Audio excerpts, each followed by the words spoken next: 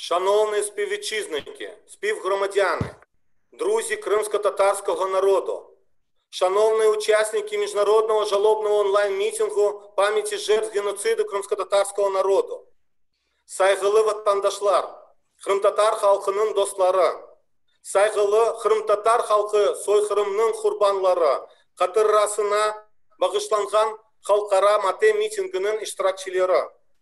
76 років тому, 18 травня 1944 року, комуністичним режимом колишнього СРСР було скоєно злочин проти людяності, що мало на меті знищення кримсько-татарського народу, корінного народу Криму. У ході тотальної депортації зі своєї батьківщини і внаслідок нелюдських умов у місцях вигнання кримсько-татарський народ втратив 46% своєї чисельності. Десятиліття вигнання, що супроводжувалося обмеженням прав і заборон в політичній, культурній, соціальній і мовній сферах, завдали непоправної шкоди розвитку кримсько-татарського народу, одного з самобутніх народів людської цивілізації. 76 yıl evvel 1944 senesi Mayıs'ın 18'inde Sovyetler Birliği'nin komünistik rejimi Kırım'ın tamır halkı, Kırım Tatarlarını yok etmek maksadıyla insanlığa karşı cinayet etti. Kırım Tatar halkı vatanından bütünley sürgün edilgende ve sürgünlük yerlerinde müşkül şarayit neticesinde o sayısının 46%'ını joydu. Sürgünlükte onlarca yıllar siyasi, medeni, içtimai ve dil sahalarında yasaklar ve haklarının sınırlanmaları halkımızın inkişafına düzeltilmez zararını getirdiler. Сьогодні ми вперше проводимо міжнародний онлайн-мітинг, щоб вшанувати пам'ять жертв депортації корінного народу Криму, висловити свою солідарність нашим братам і сестрам в окупованому Криму, привернути увагу міжнародної громадськості до трагедії кримських татар і продемонструвати країні-окупанту нашу згуртованість і рішучість боротися за свої права. Оголошую міжнародний онлайн-мітинг пам'яті жертв геноциду кримсько-татарського народу відкритим. Bugün biz ilk kere halkara online mitingni geçiremiz. Bu mitingni Kırım'ın tamır halkı sürgünlüğünün kurbanlarını anmak, işgal etilgen Kırım'daki vatandaşlarımızın birdemlikni göstermek, halkara topluluğunun dikkatini Kırım Tatar halkının faciasına çekmek ve işgalci devletke haklarımız uğrunda katı tarzda küreşmege hazır olganımızı nümayiş etmek için ötküremiz. Kırım Tatar halkı soykırımının kurbanları hatırasına bağışlanған halkara mate mitinginin başlaganını ilan etem.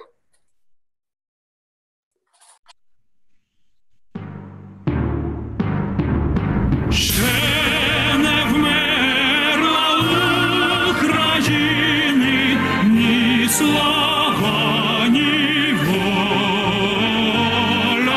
Ще нам, браття українці, усміхнеться доля. Згинуть наші вороженьки, як роса на сонці, запануємо ми, браття, у своїй сторонці. Душу й тіло ми положим за нашу свободу.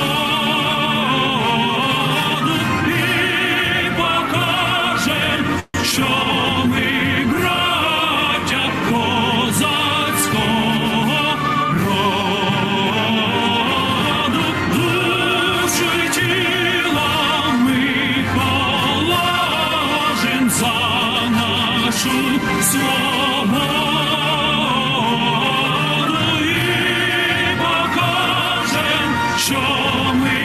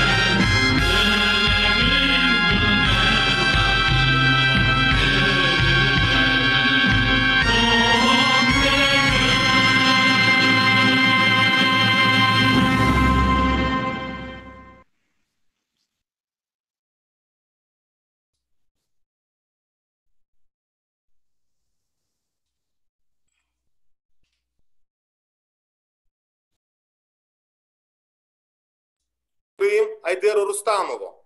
Söz Kırım Muhtar Cumhuriyeti'nin muhtiyi Ayder Rustamov'a verilir. Buyurunuz.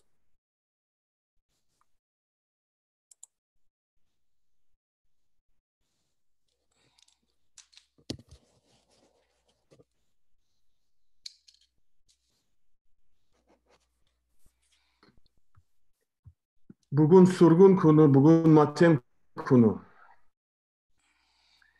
Allah'ım bizim şehitlerimizi kabul et. Mevtalarımızı afu et. Bütün karbabalarımızın, kartanalarımızın, erkeklerimizin, kadınlarımızın, evlatlarımızın tökülgen kanları, verilgen canları 1944 senede sürgünlükte nafile olmasın ya Rabbi. Ve bu okulgan Fatiha suresi sevabını onların ruhlarına ırıştır ya Rabbi. Ba'da'udhu billahi mineşşeytanirracim. Bismillahirrahmanirrahim. Elhamdülillahi Rabbil alemin. Errahmanirrahim. Maliki yevmiddin. İyyâke na'budu ve iyyâke nesta'in. İhdina s-sirâtal mustakîm.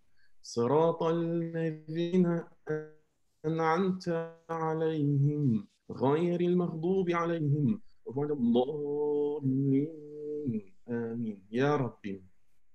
Ya Rabbim, bizge vatanımızı azat etmeye, düşmanlarımızı yenmeye, devletimizi, izzetimizi eklemeye ihya et, nasip et. Ve sallallahu ala nebiyyina Muhammed ve sahbihi ecmaîn. Amin. Sağ olunuz Muhti Bey. Слово надается вице-премьер-министру, министру закордонных справ Украины, пану Дмитру Кулебе.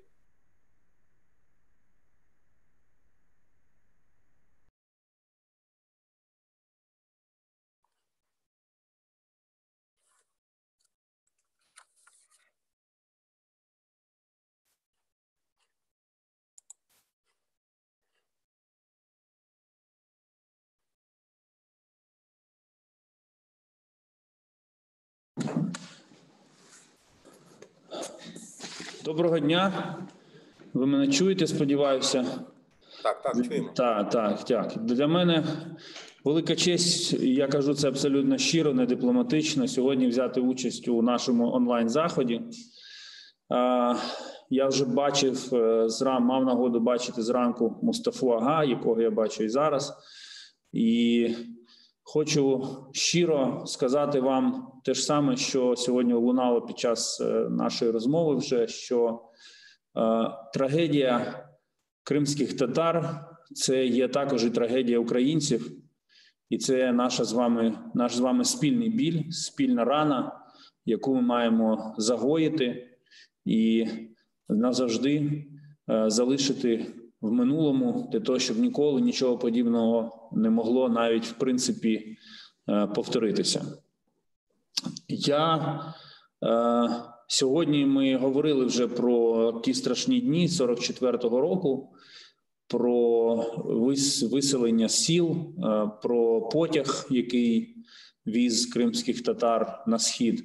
Я хочу вам сказати, що я не є кримським татарином, і у мене немає, на жаль, кримсько-татарської крові, але я абсолютно розумію, про що ви говорите, тому що що пережив ваш народ, тому що мій прадід пережив те саме.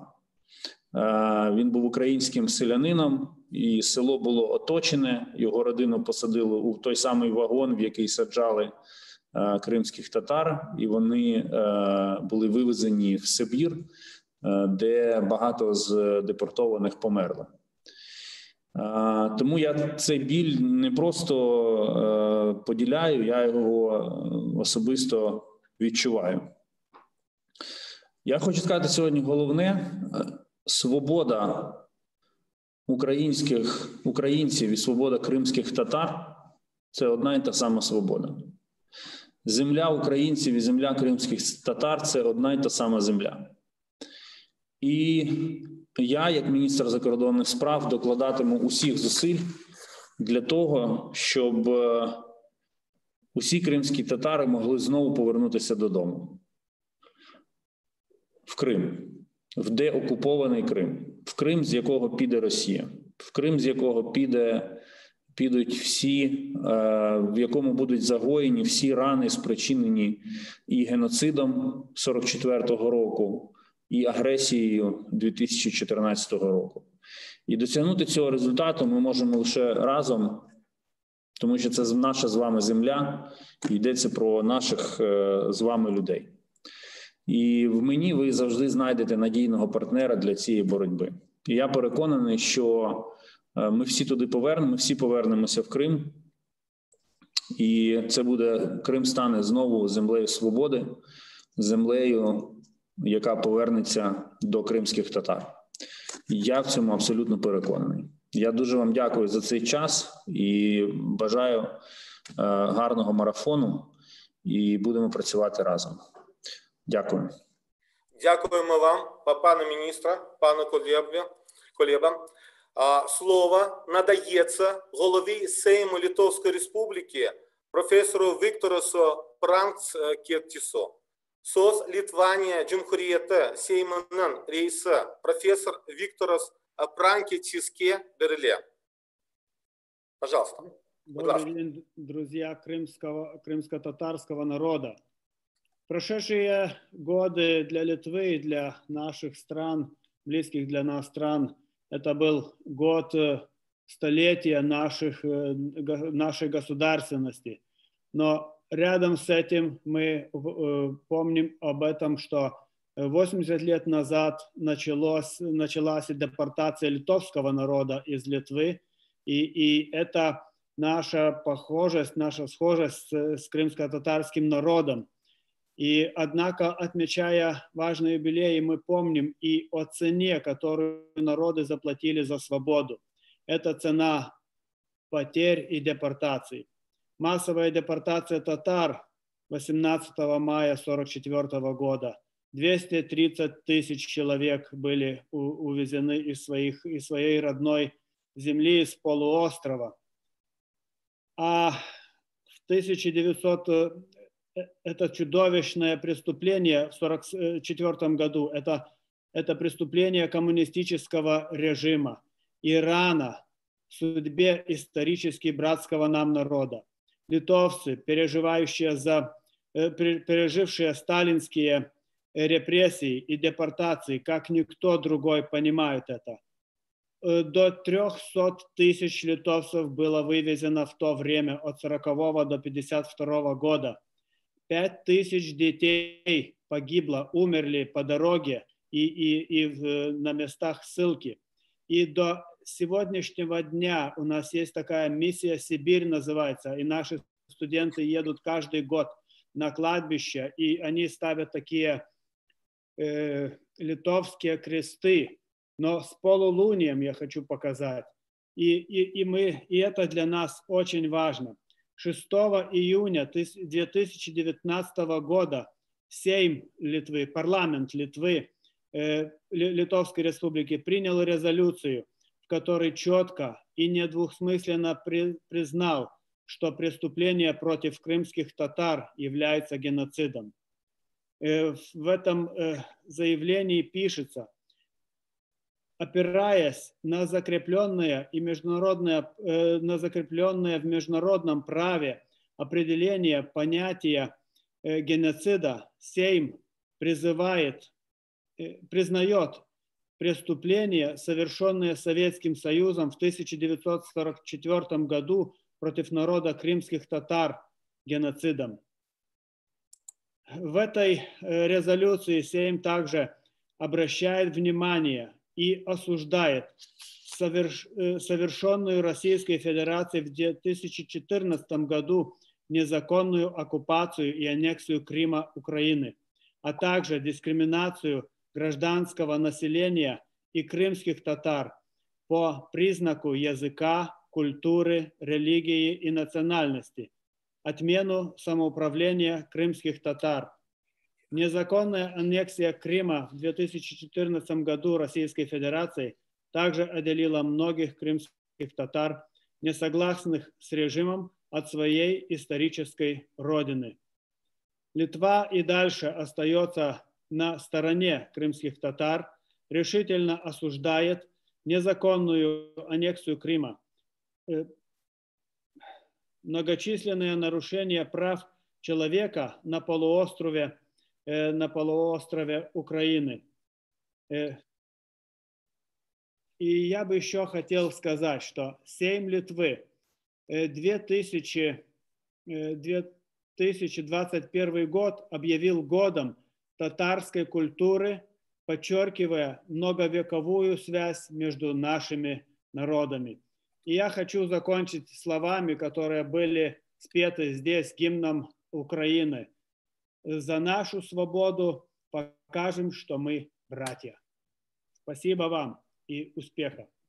Спасибо большое, господин Пранскитис. Ачу, как говорят в Литве. Литва является нашим давним партнером, и литовцы всегда поддерживали крымско-татарский народ, и мы благодарны вам за вашу поддержку. Шымды Türk Cumhuriyeti'nin Cumhurbaşkanlığı baş danışmanı Yalçınbey Topçu söz берілі. Слово надається головному раднику президента Турецької Республіки, господину Єльчину Топчу. Будь ласка. Buyurunuz. Yalçın Bey.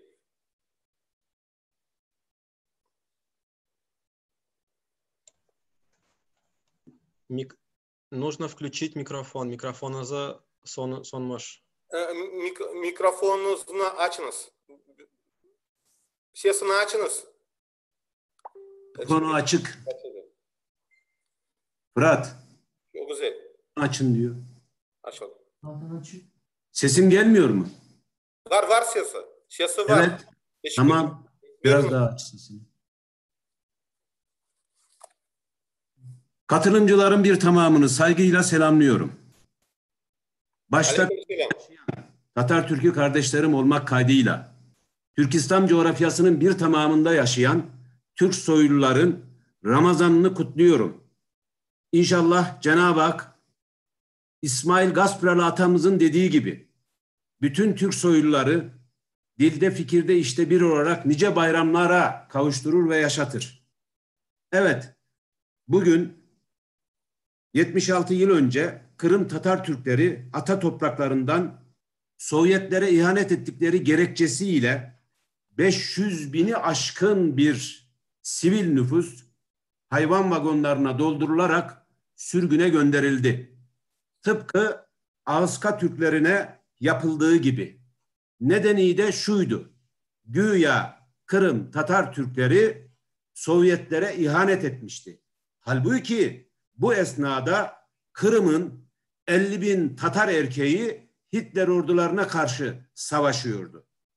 Bu vahşi sürgünde Kırım Tatar Türkleri çok büyük ve acı kayıplar verdi. Stalin tarafından işlenen bu insanlık suçunun 76. yıl dönümünde acı ve keder içindeyiz. Asla bu insanlık suçunu unutmuyor ve unutturmuyoruz.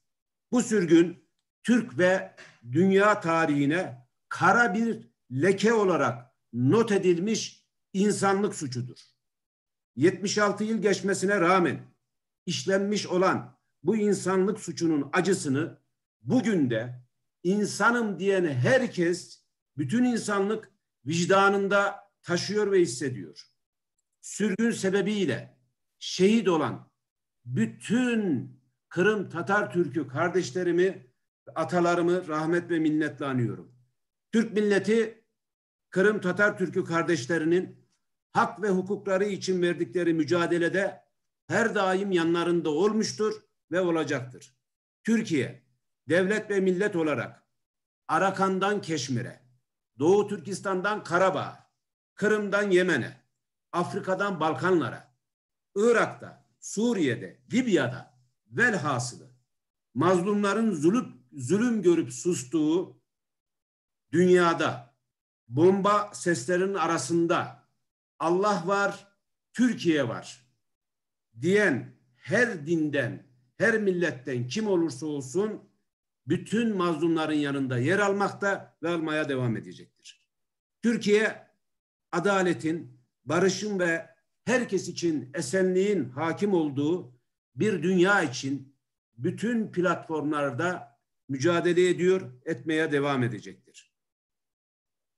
Değerli kardeşlerim, bu acı insanlık suçunun 76. yıl dönümünde biz hep birlikte bu zulümleri unutturmayacağız. Aliya'nın ifade ettiği gibi, cennet mekan Aliye İzzet Begoviç'in dediği gibi bir intikam peşinde olmayacağız ama bize yapılan bu zulümleri, soykırımları unutursak tekrar tekrarlanacak demektir. Onun için bunu unutmayacağız, bunu anacağız. Uluslararası hukukun meşruiyeti içerisinde bütün haklarımızın takipçisi olacağız. Ben bu vesile tekrar sizlerle bir arada olduğum için çok memnun olduğumu ifade ediyorum ve bütün katılımcılara saygı ve selamlarımı sunuyorum. Teşekkür bildiriyoruz saygılı Yalçın Bey. Bütün Türkiye kardeşlerimize teşekkür bildiriyoruz.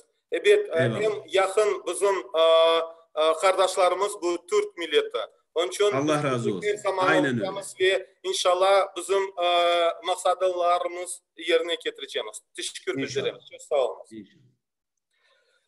Слово надается депутату парламента Канады пану Ивану Бейкеру. Kanada'nın milletvekili Ivan Baker'e söz veriliyor. The floor is given to Mr. Ivan Baker, member of Canadian Parliament. Thank you very much, and it's an honor to be here today representing the government of Canada. Мені надзвичайна честь бути тут сьогодні з вами, з лідерами кримсько-татарської громади кругом світу, з лідерами країн кругом світу, лідерами в Україні, щоб відзначити 76-ту річницю депортацію кримських татар.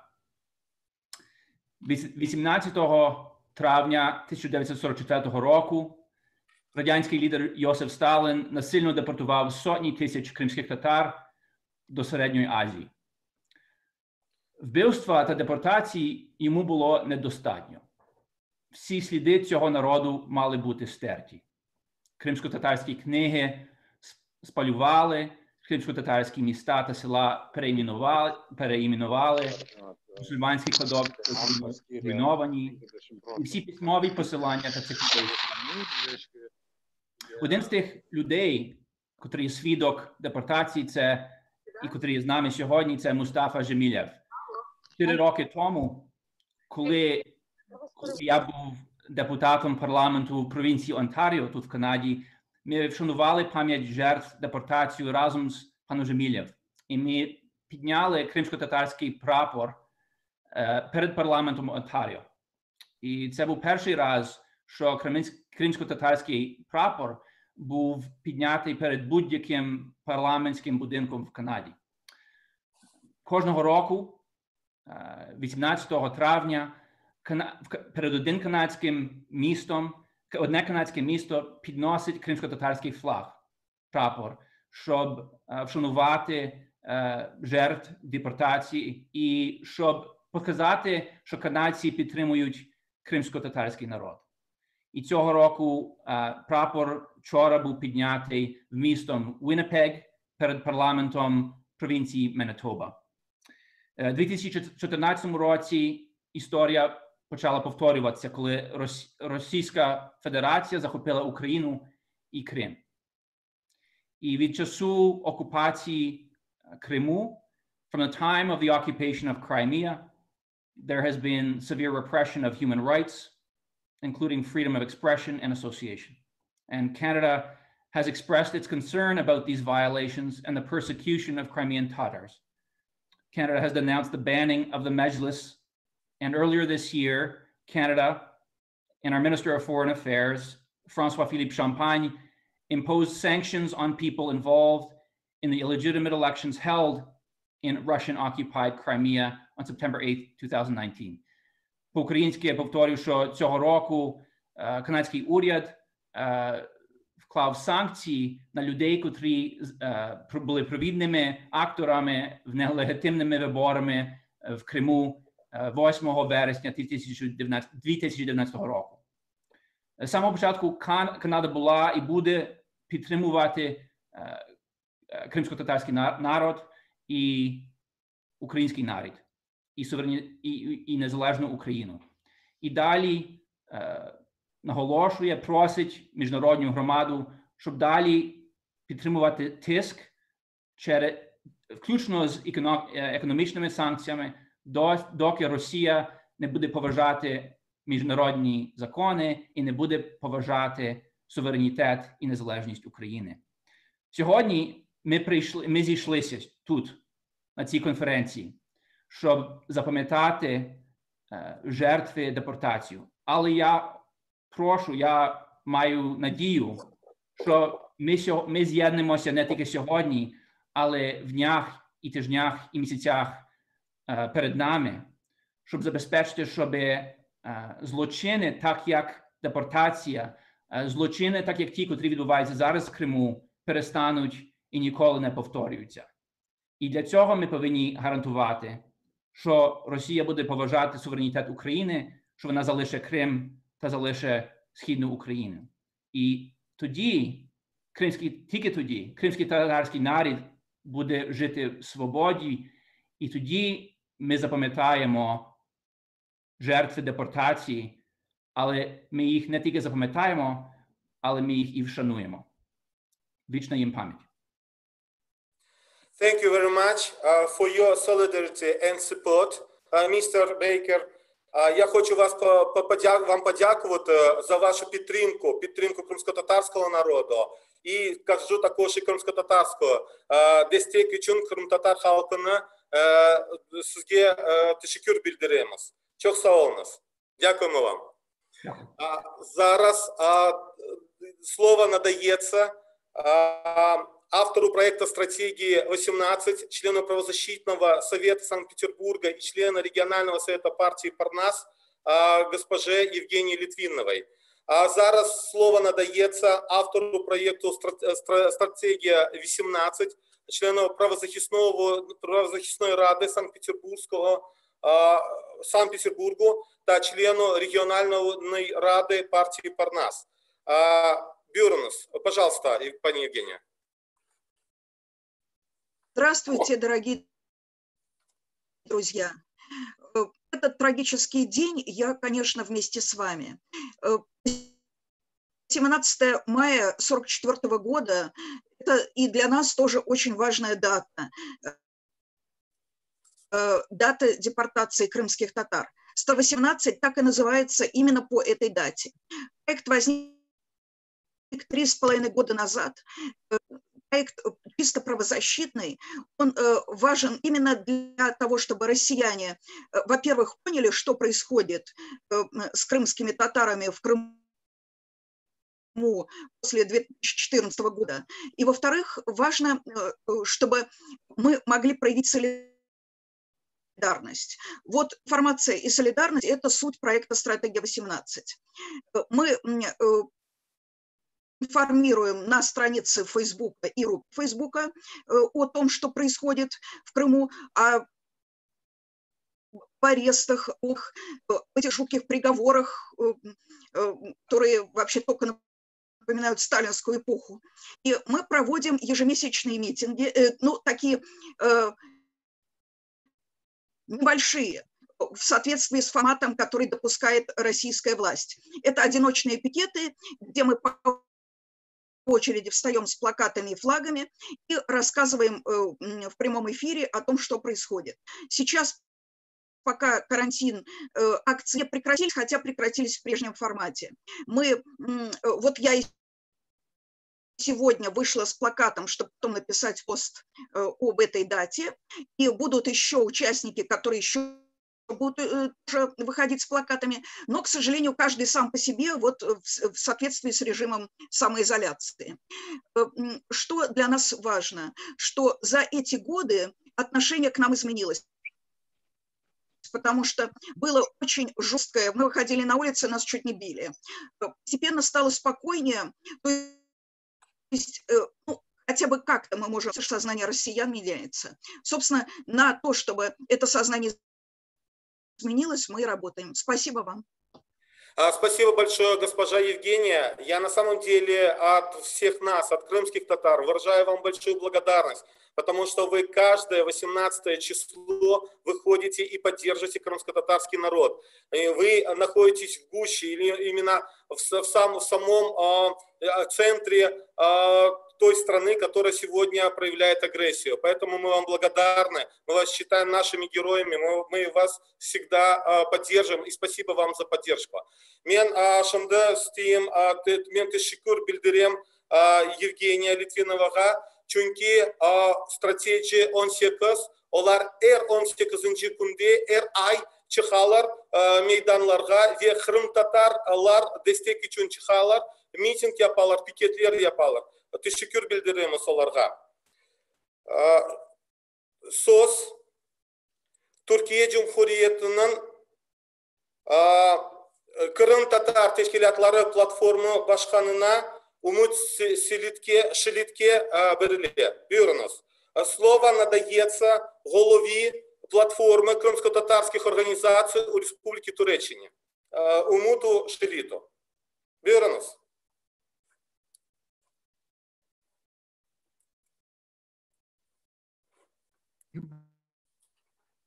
Cenab-ı Allah bu mübarek günleri su hürmetine, bu aziz milletine, bu asil milletine bir daha bu günlerini yaşatmasın ya Rabbi.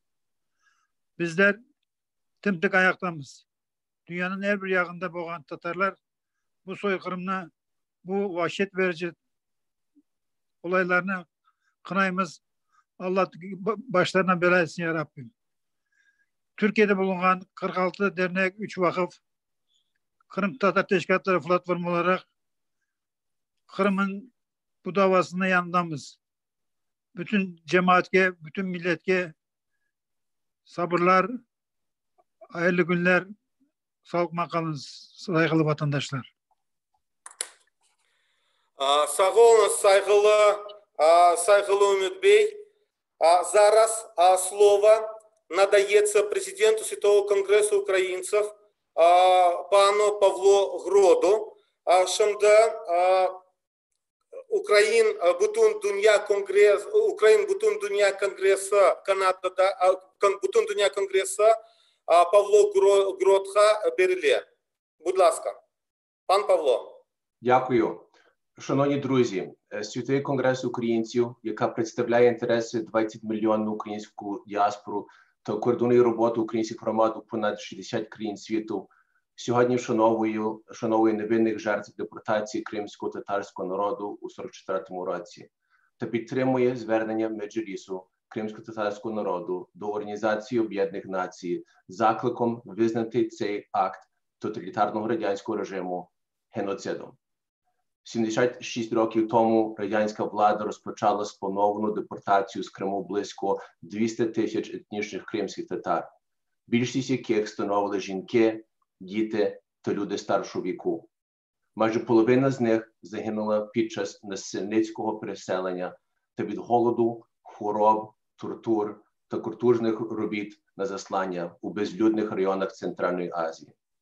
Разом з цим у Криму було знищено матеріальну і духовну спадщину кримських татар, закрито бібліотеки, школи і мечеті та змінено тисячі історичних назв. У 2011 році Меджліс кримсько-татарського народу направив звернення до парламентів та урядів держав з закликом визнати геноцидом депортацію кримсько-татарського народу. Світовий конгрес українців підтримує це звернення та вітає заяву Сейму Латвії щодо вшанування жертв депортації 44-го року, підтримки політики невизнання незаконної анексії Криму та визнання депортації кримських татар в 44-му році геноцидом.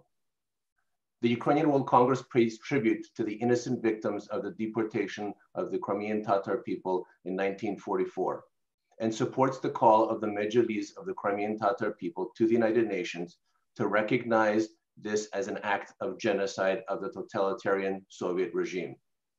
In 2019, the Mejlis of the Crimean Tatars called upon the international community to recognize the deportation of the Crimean Tatar people as a genocide. The Ukrainian World Congress supports this call and welcomes the 2019 statement of the Latvian Sejm on commemoration of the 1944 deportation, non-recognition of illegal annexation of Crimea, and recognition of the 1944 deportation of Crimean Tatars as a genocide. Сьогодні ми вшановуємо пам'ять кримських татар, безвинно загиблих внаслідок насильницького виселення з рідної землі радянською владою. Зараз Російська Федерація продовжує цю політику пригноблення і населення, окупувавши Крим та відкрито переслідуючи кримсько-татарський народ, сплановуючи людські права і свободи. Світовий конгрес українців закликає світове співтовариство віддати шану жертвам жахливого злочину тоталітарного комуністичного режиму та визнати події 1974 року геноцидом кримсько-татарського народу. Водночас світ не може допустити повторення болючих уроків історії. Ми закликаємо до посилення тиску на Російську Федерацію аж до повної деокупації Криму та Донбасу та звільнення політичних в'язнів. Дякую. Thank you very much for your solidarity and support, Mr. Grot. Я хочу вам подякувати, містер Грот, і разом ми переможемо, тільки разом і до перемоги. Дякуємо вам. Дякую вам. Şimdi söz Kırım Tatar Milli Litvanya'da Kırım Tatar Milli Meclis temsilcisiga temsilcisi Адис Якубовського берілі. Зараз слово надається представнику Меджлісу кримсько-татарського народу Адису Якубовському.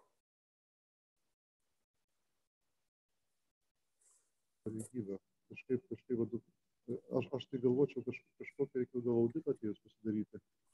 Atėjus pasidaryti auditą, pasižiūrėti, kaip tas lėšas naudoja, pasižiūrėti, kaip ten viską jie darė. Nes man Matėjus sakė, sako, važiavo ar tai Austrija, aš kur, sako, skrido ponios biznio klase, lėktuvų, užsisakė geriausius viešbučius, o šitą.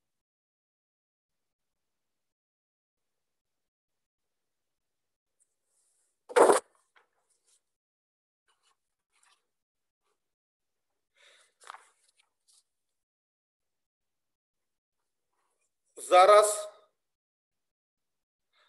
я так думаю, я так сподіваюся, що технічні помилки якісь, технічні проблеми. Мен бересем бір техник проблем шықты.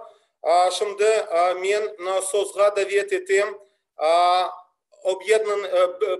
Bayraqның Birleşken Liberate Crimea bu aktivistkaga faal iştirakçiler Татьяна Лаздага söz vermeye isteyim. А зараз я хочу запросити до слова активістку об'єднаної прапором Liberate Crimea пані Тетяну Лазда, яка є активісткою, яка мешкає в Латвії. І об'єднаний прапором провели в прошлому році великий захід об'єднаний прапором Liberate Crimea. І кримсько-татарський прапор мандрував в 28 країнах світу та на 4 континентах. Кrim-Tatar bayrağı былтыр Krim-Tatar bayrağı gezdi 28 memleketlerden ve 4 kontinentlerde ve Haytı Kiev'ge ve Kiev'de bayramda Krim-Tatar milli bayramda büyük merasımlar biz alvardık. Уважаемая пани Татьяна, пожалуйста.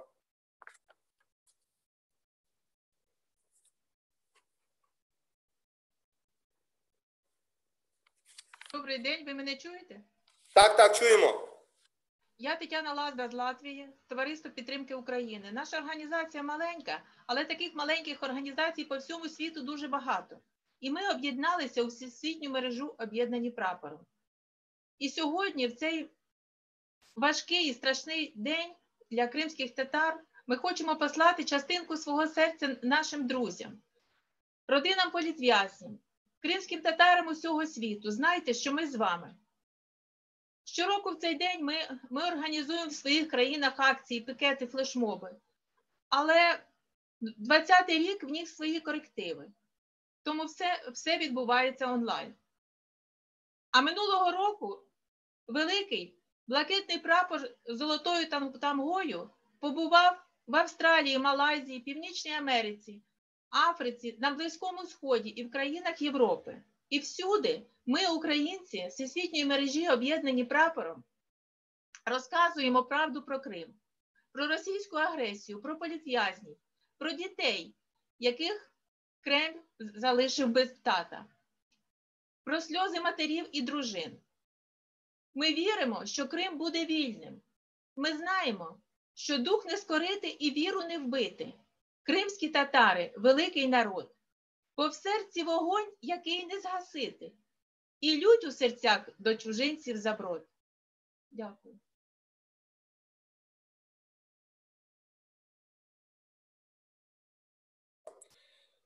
Söz Türkiye Cumhuriyet Kırım Türkleri Kültür ve Yardımlaşma Derneği Genel Başkanı Mukrimin Шахін Беріле.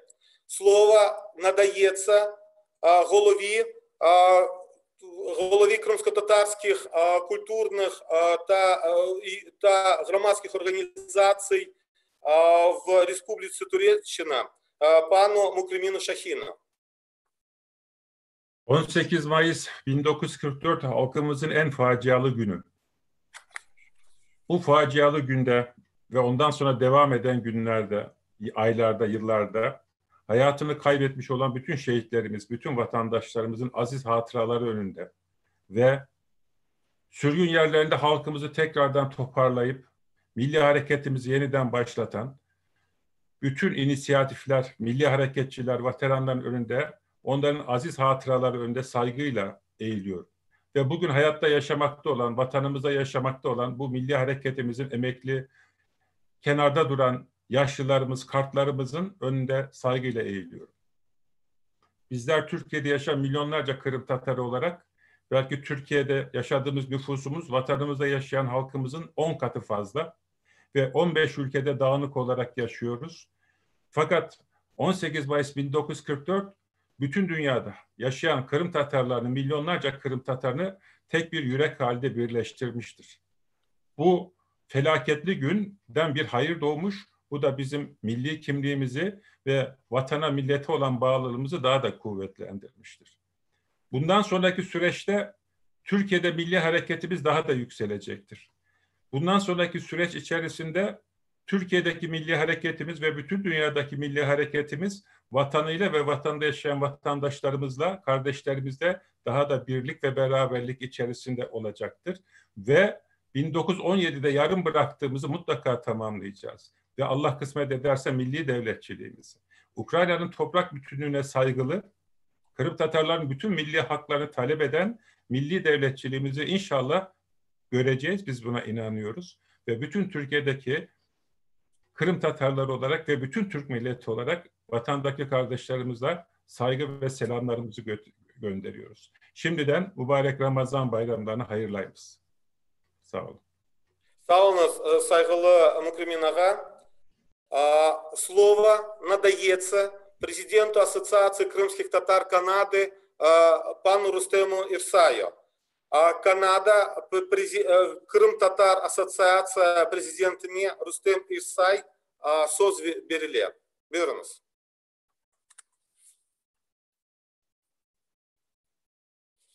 Витаю всех. Я очень благодарен за возможность быть сегодня здесь. Я представляю Канадскую ассоциацию крымских татар, которая объединяет крымских татар Канады. Нас немного, но мы имеем огромную поддержку со стороны украинских организаций в Канаде, таких как Ukrainian Canadian Congress, Лига украинцев Канады и много других. За несколько лет работы мы получили признание от правительства Канады и совместно продолжаем делать все, чтобы в ближайшем будущем Крым был снова украинским, а значит свободным. Сегодня, как сказал уже депутат Иван Бейкер, по инициативе Ukrainian Embassy of Canada, и мы дуже вдячні за это пану Александру Шевченко, и также инициативе Украинского канадского конгресса, крымско-татарский флаг снова развивается над парламентом в канадском небе, в этот раз над парламентом Манитобы. Это уже 5-й раз, как пан Иван Бейкер сказал, благодаря его помощи первый раз 5 лет назад мы подняли его над онтарийским парламентом. Канада всегда была и продолжает быть другом и стратегичным партнером Украины. И мы надеемся, что в этом есть какая-то доля и нашего участия. У каждого из нас своя трагичная история. Нет такой семьи у крымских татар, которую бы не затронула депортация. Я не буду повторять статистику, она ужасна. Но ужасно и то, что происходит прямо сейчас. И крымско-татарский народ, откровенно говоря, на грани исчезновения. Это видно издалека еще более остро. То, что не успела сделать Российская империя, советская власть, пытается сделать преступный путинский режим. Достав из пыльных сундуков портреты Сталина, палача многих народов, сегодняшняя Россия делает все для ассимиляции и полного уничтожения крымских татар как этноса. В этот скорбный день для нашего народа, находящегося в ужасной ситуации, Канадская ассоциация крымских татар призывает украинское правительство принять изменения в Конституцию национально-территориальной автономии и статусу крымско-татарского народа, создать экстренную комиссию правительства Украины совместно с Меджлисом крымско-татарского народа по решению проблем крымско-татарского народа в условиях оккупации. Мы очень тронуты выступлением министра иностранных дел пана Кулебы. Уверен, что это не просто слова, и мы увидим реализацию тех мер, которые приведут к освобождению Крыма и восстановлению прав крымских татар. Только при реализации этих условий мы видим будущее для крымских татар как нации. Мы призываем канадское правительство усилить санкции по отношению к России.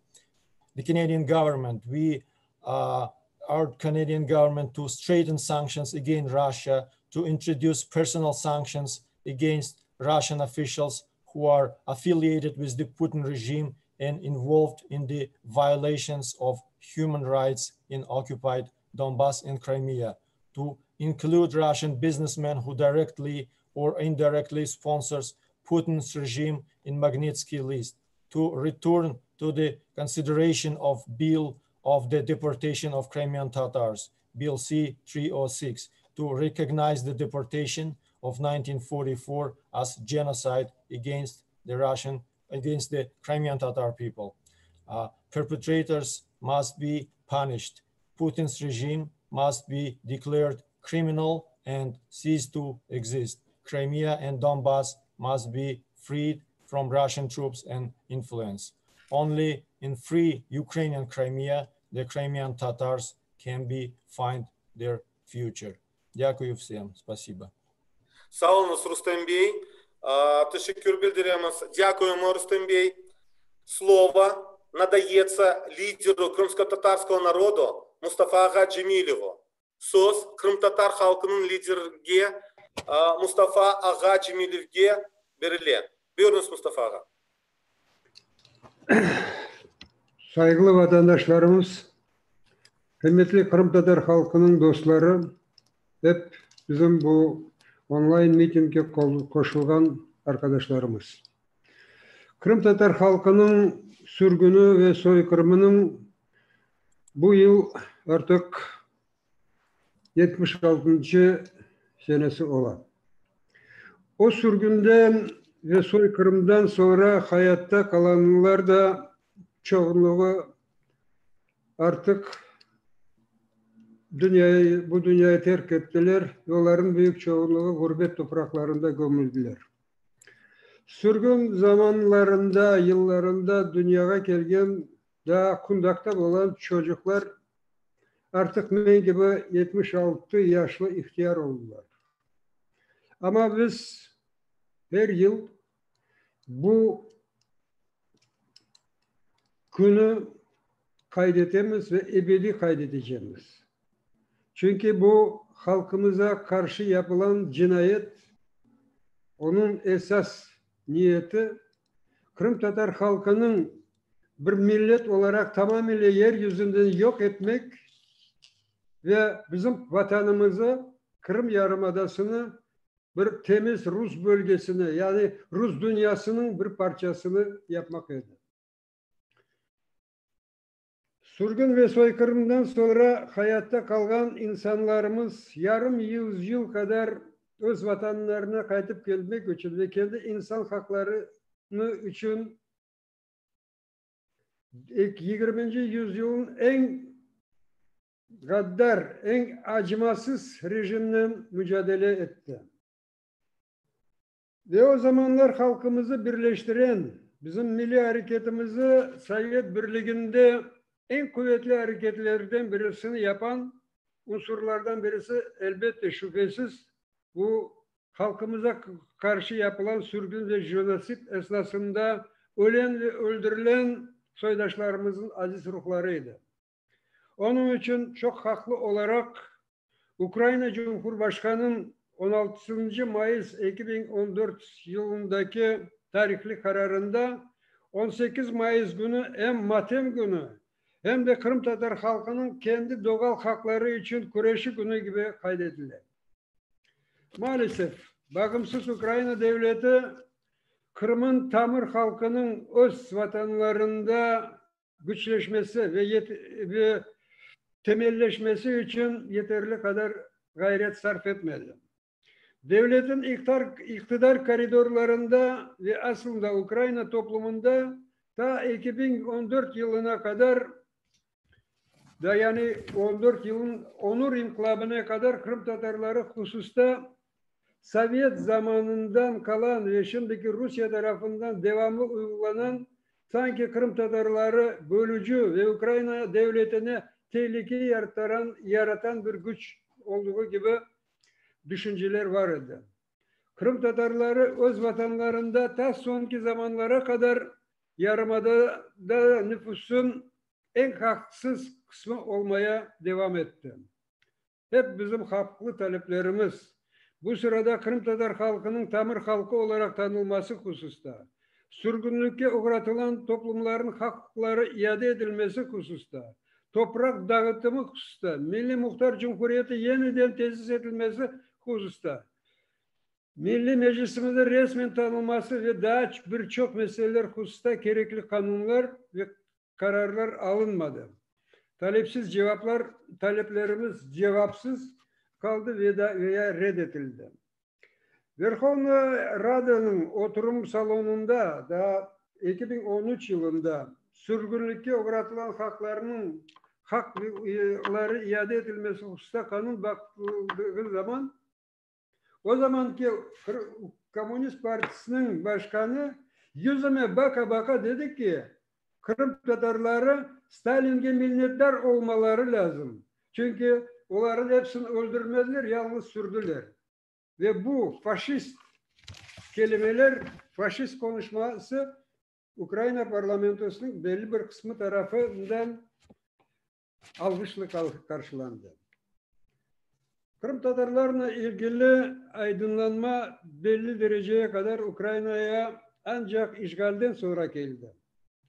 Kırım'daki tüm devlet strukturlarının satkınlığı ve ihaneti atmosferinde sadece Kırım Tatarlarının ve birinci olarak Kırım Tatar Milli Meclisi'nin Rus işgaline ve ilhakını tanımadığı hususta açıklamaları, onların işgalcilere karşı direnişi, işgalcilerin hep geçirdiği sahte referandumları ve seçimlerini boykot ettiği bu tüm dünyaya ve Ukrayna cemaatine de Kırım Yarımadası'nda kim ne olduğunu elbette yaxşı anlattı.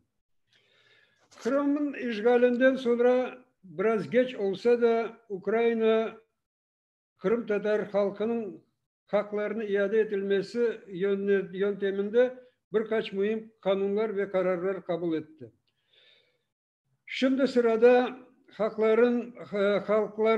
Tamir halklarının statüsü, Kırım Tatar halkının Ukrayna'da statüsü hususta kanunlar, Ukrayna Anayasasına Kırım Otonom Cumhuriyeti'nin biçimi hakkında değişmeler projesi vesaire. Umut ederiz ki bu kanunlar da yakın zaman içerisinde kabul edilecektir. Biz bir saat önce Cumhurbaşkanı'nın bu konuda konuştuk. Orada Dışişleri Bakanı da var idi. Bir karara geldik ve şimdi çalışma grubu hazırlandı, hazır yapılacak ve iki hafta içerisinde bu kanunları Cumhurbaşkanı'na teklif edilecek ve Cumhurbaşkanı kendi adından Ukrayna parlamentosuna sunacak. Şimdiki bu el alınacak bu kararlar sadece Kırım Tatarların haklarını iade edilmesini değil de aynı zamanda Ukrayna'nın bütünlüğünü sağlamak için önemli bir adımlar olacaktır. İnşallah ve kanunlar kabul edilecektir. Şimdiki Kırım'da işgalcilerin esas darbeleri yine de Kırım Tatar halkına karşı olmaktadır. Kırım Tatarları Yarımada'da nüfusun sadece %13'ünü teşkil etmelerine rağmen işgalciler tarafından yapılan hep aramalar, tutuklamalar, işkenceler, kaçırma ve öldürmeler yine de Kırım Tatarlara karşı olmaktadır. Ama Kırım Tatar halkı hiç zaman umutsuzlukka ve çaresizlikka kaplanıp pes etmedi ve mücadelesini durdurmadı. Eminim ki ne zamanda olsa ama mutlaka Kırım Tatar işgalcilerden kurtulacak ve orada mutlaka Kırım Tatar Milli Muhtar Cumhuriyeti olacaktır. Ama bu ne kadar tez olacağı belli derecede bizim kendi davranışlarımıza ve hareketlerimize bağlıdır. Aksi takdirde orada ne Kırım Tatarlar için ne de başka milletler, milli toplumlar için parlak gelecek olmaz ve olmayacaktır. Ve hiç unutmayız ki biz şimdi yalnız değiliz. Bizimle beraber bağımsız Ukrayna devleti ve tüm dünyanın, uygar dünyanın demokratik güçleri var. 1944 yılı sürgünü ve soykırımın kurbanlarının önünde başlarımızı eğmekle ve onların aziz ruhlarına dua etmekle beraber hepimizi 18 Mayıs Kırım Tatar Milli Hareketi gününü kutlamak isterim. Allah hepimize yardımcı olsun ve doğru yoldan saptırmasın. Hep bu bizim mitingimizde katılan, konuşmalar yapan arkadaşlarımıza samimi teşekkürlerimi bildirmek isteyeyim. Sağ olun.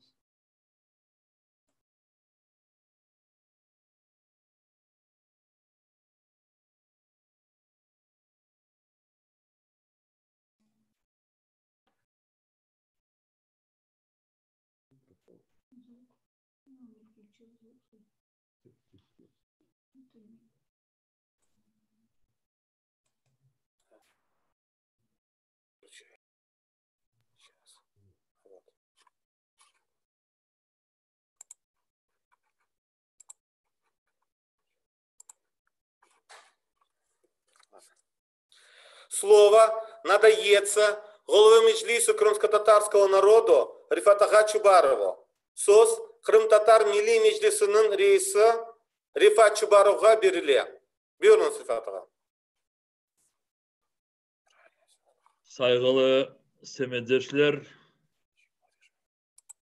değerli bu online mitinge katılgan arkadaşlarımız, gerçekten de çok böyle değişik bir zamanlarda yaşıyoruz. Hiçbir vakit düşünmezdik ki bu 18. Mayıs'ını böyle bir internet vasıtasından ötkermege, ama 2014. sene Kırım'a bütün bu Rusya tarafından gelgen zorluklar şimdi bizi böyle bir alga kaldırdı. Ama milletimiz şimdi ne kadar zorluklarda olsa da ama her bir işinin sonuna varmak için çaresini buluna. Şimdi bizler böyle bir canlı mitingden bütün ülkelerini ve bütün dostlarımızı, birinciden kendi akrabalarımızı böyle kunde toplamaya, birleştirmeye tırıştık ve Allah'a şükür becerdik. Elbette binlerden ve binlerden insanlar şimdi bizge buraya katılıp burada da konuşmaya istediler. Ama teknik çareleri o kadar yok. Ve şimdi bu arkadaşlarımız bizi canlı gözlerler ya da sonra video arşivlerde bularını bakacaklar. Bugündeki buradaki olan konuşmalarımızın çeşit farklı bağlarda devamı olacaktır. Buradaki paylaşılan fikirlerin o fikirlerden daha çok diğer fikirler ve adımlar peyda olacaktır. Ben şimdi birinciden Kırım'dan, milletimiz olan yerinden bizlerini gözleyen kişilerini kozoguna tutam. Anlaşıldı ki şu Rus işgalcilerin rejimine göre şimdi oradan böyle rahat bizlerle böyle açık ve bütün dünyaya dağıtılgan böyle yayında konuşması çok zordur. Ama bunu biliniz ki oradaki arkadaşlarımız hepsi aynı bizim fikirlerimiz de gibi onların fikirleri de aynıdır. Çünkü Rus işgalcilerin Kırım'a gelgeninin manasını hepimiz çok iyi anlayık ve bundan bizim insanlarımız daha çok birleşirler. Şimdi burada onu söylemeye gerek ki ve arkadaşlar bunu da açıklamış ediler. 1944. sene 18. Mayıs'ta Sovyet rejimi milletimizi dünyadan yok etmek için, ölümge bırakmak için ve Kırım vatanımızı kendilerine dersin ki böyle bir Rus parçası olarak eklemek için milletimizi sürgün etmiştiler. Allah'a şükür. Milletimize şükür. Becermediler. Toplumumuzun, milletimizin yarısı kurban olsa da ama dedelerimiz, babalarımız bizleri sakladılar. Ve 45 seneden sonra milletimiz 10 yıllarla milli harekette olganı sebebinden bu vatan duygusu, milli duygusu her bir kişide saklandığı sebebinden milletimiz kendi vatanına dönmeye becerdi. Elbette hepsi de değil. Daha sürgün edilmiş yerlerde 10 binlerle vatandaşlarımız yaşaylar ve yakın zamanda nasıl kaytacaklarını onlar da hiç bilmiyorlar çünkü yollar her bir taraftan kapatıldı. Bu vakitte kapatıldı. Şimdi milletimiz becerdi ve vatana döndüğü vakit bu Sovyet Birliği parçalandı, yıkıldı, gitti. Bizi öldürecekler, kendileri ölüm oldular. 23 sene Ukrayna bağımsız devrinde buradaki Ukraynalı siyasetçiler ve devletin başında olanları Kırım Tatar milletinin hem derece duygularını, isteklerini ve Kırım Tatar milletinin rolünü anlamadılar. ve bu anlamamızlıktan kendi başlarına bela getirdiler ve şimdi Rus Federasyonu gelip Kırım adını işgal etti ve kendisine eklemiş gibi böyle her bir etrafta bildire. Ama Mustafa Ağamız söylediği gibi 2014. seneden başlayıp Ukrayna toplumunun Kırım Tatar milletine bağışı çok genişti. Çok genişti ve şimdi burada bu 6 sene devamında 23 sene devamında becermediğimiz, beklediklerimiz adımların bazıları kabul edildi. Ama o da yeterli değil. Bizler bugün Kırım Tatar Milli Meclis azaları ve bizim liderimiz Mustafa Ağamız, milletvekillerimiz Rustem Umerov, Aktem Çigoz, Ukrayna Cumhurbaşkanı'nın ayrıca bir konuşu ötkerdik.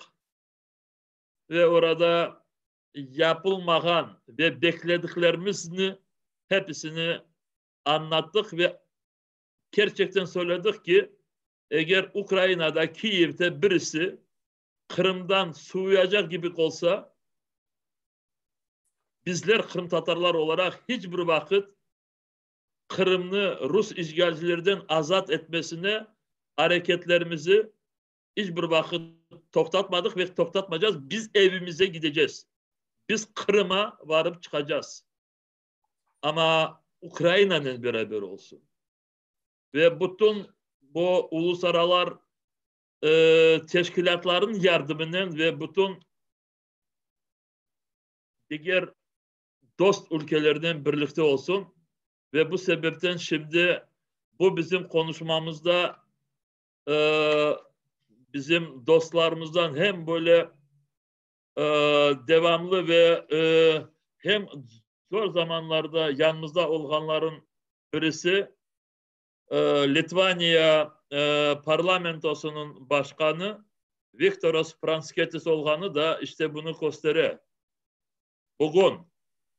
Bugün 6 ülkenin dışişleri bakanları orada Gürcistan, Ukrayna, Letonya, Litvanya ve Polonya ve Estonya 6 dışişleri bakanları birlikte Rusya'ya karşı ve Kırım Tatar milletini destek eden, Ukrayna'nı destek eden bir beyanat kabul ettiler ve açıkladılar.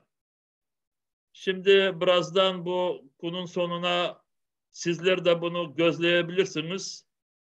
Her bir taraftan, uluslararası teşkilatları tarafından, diğer ülkelerin, ayrı ülkelerin hükümet ve parlamentoları tarafından bugün 18. Mayıs'ta Kırım Tatar milletine taziye bildirgen ve destek etkenini bildirirler. Ve bu gerçekten de şimdi yeni bir devir. Bunu Mustafa Ağamız da söyledi ki Sovyet Birliği zamanında 10 yıllar arasında bizler kapalı bir ülkede yaşamıştık ve milli hareketimize dışarıdan bir destek alması pek çok zor idi. Demir kapılar ve demir duvarlar her bir taraf etrafıydı. Şimdi ise dünya açık ve bize kendimize dost olan, bize yardımcı olan sayıları daha fazlaştırmaya gerek ve bizim bu barış politikamız, bizim bu hayatta istegenlerimiz o kadar her bir etrafta anlaşıla ki inşallah bu bizim dost sayımız hiçbir vakit azlaşmaz, aynı çoklaşır. Şimdi 1944 senesi Sovyet rejimi bizi öldürmek için sürgün etmişti dedik. Ya 2014'te Putin aynı bu Katerina zamanındaki başlangan bu pis planları yerine sonraca getirmek için Kanada Kırım'ını basıp aldı ve Rus askerlerini gidirdi. Bunu oradaki milletimiz çok yakşı anlıyor ve bizler de hepimiz anlıyoruz. Rus işgalcileri ne kadar böyle etrafta Kırım'daki yaşayan kişilerge ya da bilmeyeyim komşu ülkelerge böyle tatlı sözler ya da bilmeyeyim böyle dersin ki temiz planlar gösterecek olsalar da ama Rus işgalcilerin her zaman kafalarındaki olgan bütün düşünceleri pis düşüncelerdir. Rusya ülkesinden hiçbir vakit kendi komşularına ya da Kırım Tatar milletine hiçbir vakit temizlik ya da iyi bir planlar olmaz. Bu bizim Kırım Tatar milletinin tarihi gösterdi. Şimdi birisi demesin ki bu Rus milletini bile karalamak için. Yok. Rus milleti burada birisi ona tigimez. Ama Rusya İmparatorluğu, Sovyet Birliği ve bugündeki Rusya Federasyonu her zaman her bir komşu ülkeye ve kendi böyle içindeki olan milletlerine düşmanlıktan başlamıştı ve inşallah yakın zamanlarda bu düşmanlıktan patlayıp ya sonu gelebilir deyip ona ümit ediyoruz. O sebepten 2014. sene işgal edilen Kırım'ın Rus Federasyonu'nun kontrolünde olganından hiçbir türlü geleceği yok. Milletimizin geleceği de bundan yok. Şimdi bunu söylediğimiz böyle düşüncelerden, fikirlerden tek değil de oradaki Kırım'daki olgan durum bunu gösteriyor. O sebepten Allah'a şükür milletimiz Kırım'da o kadar kendisini birlikte böyle korçalamaya tırışa ki ve bu birliğini saklayan oradaki bütün kişilerimizge Kırım Tatar Milli Meclis adından çok büyük teşekkürler bildirmek isteyeyim. Şimdi saygılı vatandaşlar, elbette bütün davrandığımız hareketlerimiz işte Kırım Tatar milletinin geleceğiyle bağlıdır ve bizim Kırım vatanımızla bağlıdır. Bunu biz sonracık planlarımızı yerine getirmek için çalışmalarımızı devam edecek. Ben de ona çok işanam ve eminim aslında. Çünkü bu dünyanın ketkenlik bunu gösteriyor ve Ukrayna içinde olan denişmeler bunu gösteriyor. Kırım Yarımada'da Kırım Tatar Muhtariyet Cumhuriyeti kurulacak ve Kırım adanın geleceği ve oradaki bu Kırım adadaki yaşayan Tamarlı milletinin, Kırım Tatar milletinin ve diğer insanların geleceği böyle çok bahtlı olacağını ben işanam ve ona çalışmaya işlerimizi hepimiz devam edecek. Saygılı Kırım'daki soydaşlarımız, saygılı Ukrayna ve Kırım Tatar diasporadaki teşkilatlarımız, saygılı diğer ülkelerin siyasetçileri, rehberleri, dostlarımız, hepiniz 18. Mayıs günü bizler sürgünle bağlı kurbanlarımızın kurbanlarımızı hatırladığımızda böyle koşulduğumuza ve sizler buradaki olan insanlar konuştuklarınıza çok teşekkürler bildiriyorum. Allah versin, dualarımızı Allah kabul etsin de yakın zamanlarda böyle toplantılarımız fizik olarak bet-betke Kırım'ın hem böyle Dülber ve bizim için hem mukaddes yerinde Bahçesaray'da ötkerilsin. Ve bu inşallah olacaktır. Hepinize teşekkürler bildiriyorum. Sağ olun Rifat Ağa. Дякуємо Rifat Ağa. Millet, vatan, Kırım. Millet, vatan, Kırım. Millet, vatan, Kırım. Слово для зачитывания резолюции международного жалобного митинга надается Эльвиру Сагирману. Халкара матем митингнин карарыны окумак үчүн сөз Эльвир Сагирманга бериле. Звернення учасників міжнародного онлайн-мітингу, присвяченого пам'яті жертв геноциду кримсько-татарського народу. 18 травня 1944 року на підставі рішень, схвалених органами державної влади колишнього СРСР, кримсько-татарський народ був підданий тотальній депортації зі своєї історичної батьківщини – Криму. Понад 200 тисяч кримських татар, більшість з яких становили жінки, діти і люди похилого віку, були вигнані із своїх домівок та вивезені у вагонах для перевезення худоби у віддалені райони Узбекистану, Казахстану та Російської Федерації. Лише у перші роки вигнання внаслідок голоду, масових захворювань, знущань і каторжних робіт в місцях спецпоселень загинуло більше 46% кримських татар. Четверта сесія Курултаю кримсько-татарського народу, яка проходила 9-11 грудня 2005 року, визнала депортацію 18 травня 1944 року і наступне десятиріччя насильницького утримання кримських татар у місцях вигнання актом геноциду кримсько-татарського народу, корінного народу Криму. Постановою Верховної Ради України від 12 листопада 2015 року номер 792 про визнання геноциду кримсько-татарського народу Верховна Рада України визнала депортацію кримських татар з Криму у 1944 році геноцидом кримсько-татарського народу.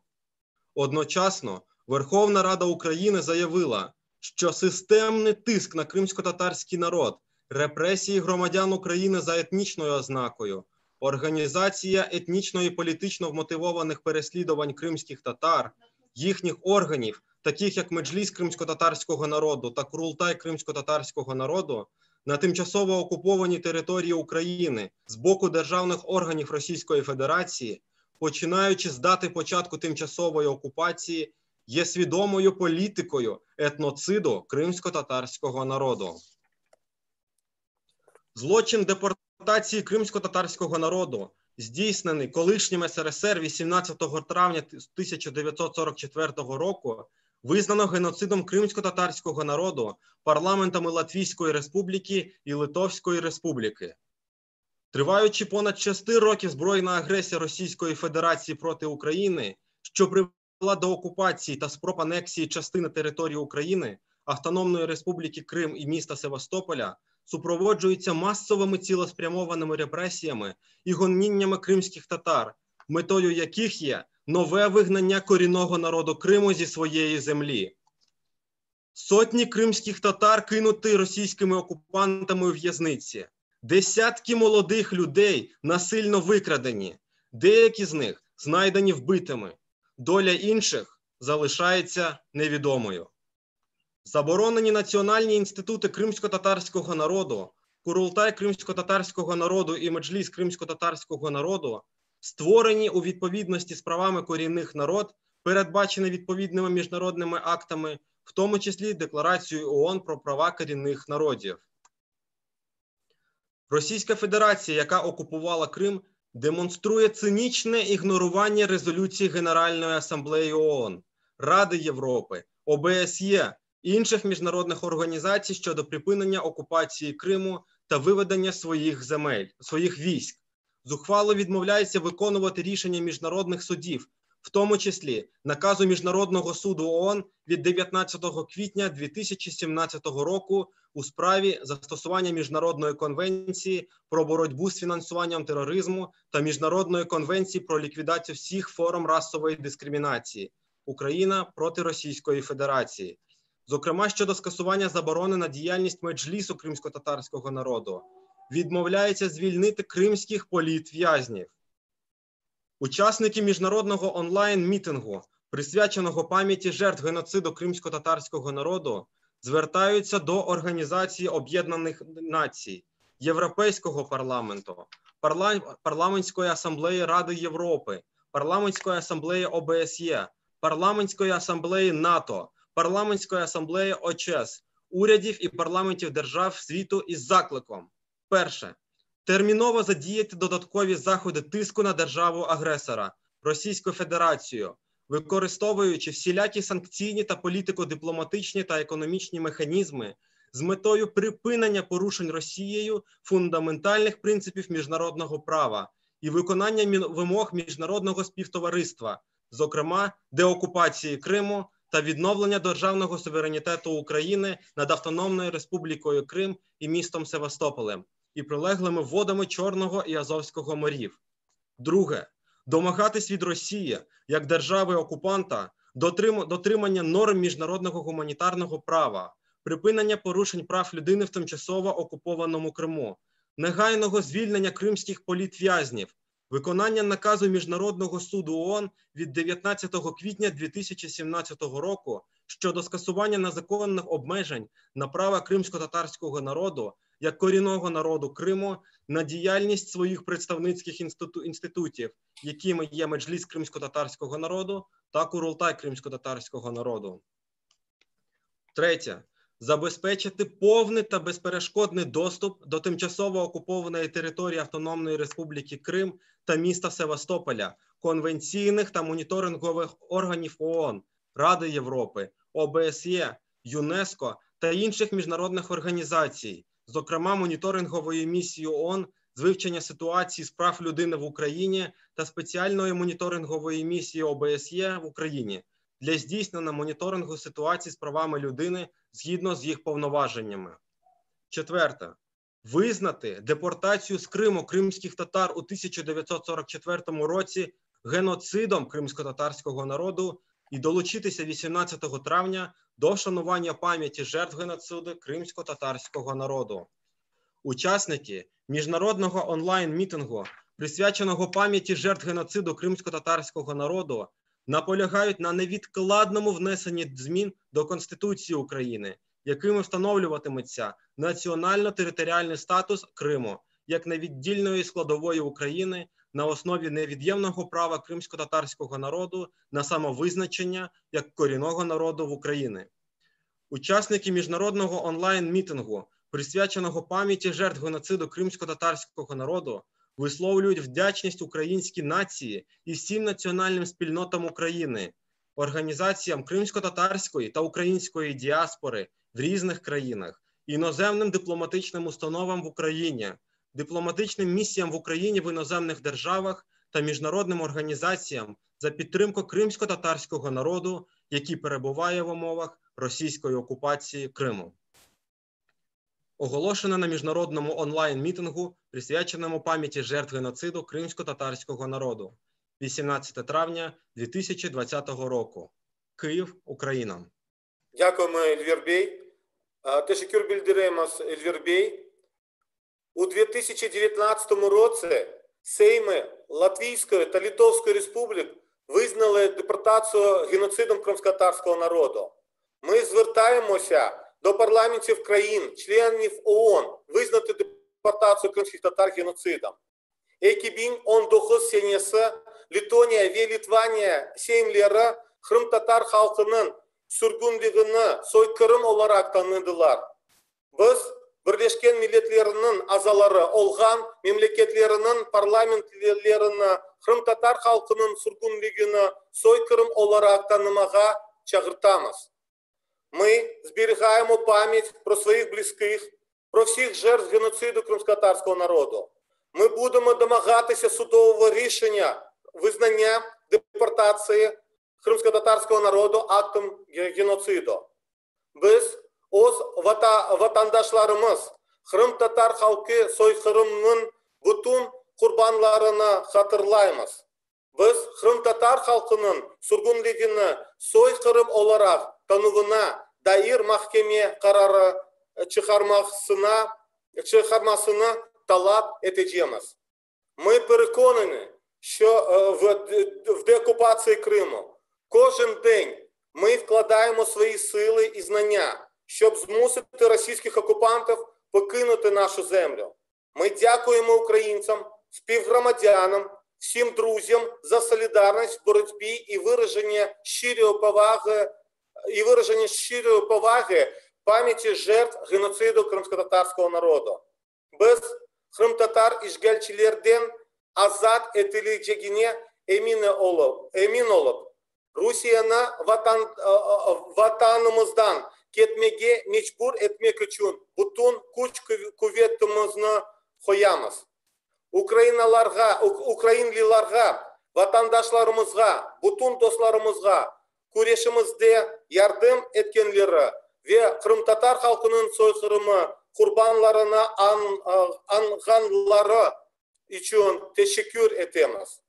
Оголошую жалобный митинг, присвяченный 76-й річниці депортації кримсько-татарського народу, закритим.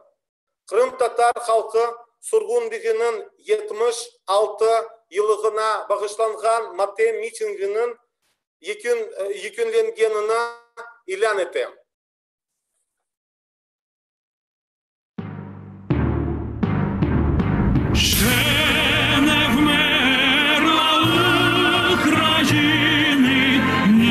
Слава, ні воля, ще нам, браття українці, усміхнеться доля.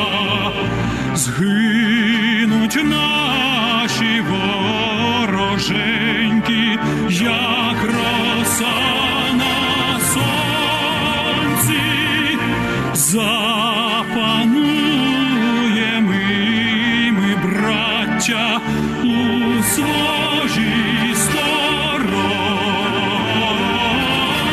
Душу й тіло ми положим за нашу свободу і покажем, що ми браття козацького роду. Душу й тіло ми положим за нашу свободу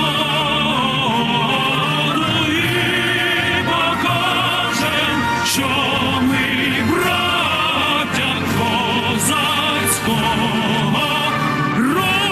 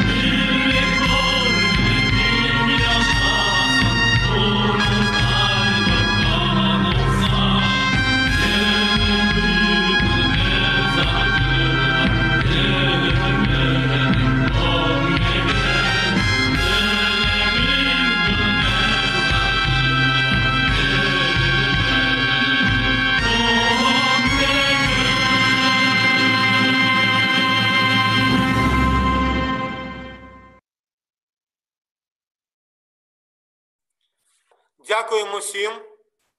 Herkesге teşekkür bildiremiz. Thank you very much. Спасибо.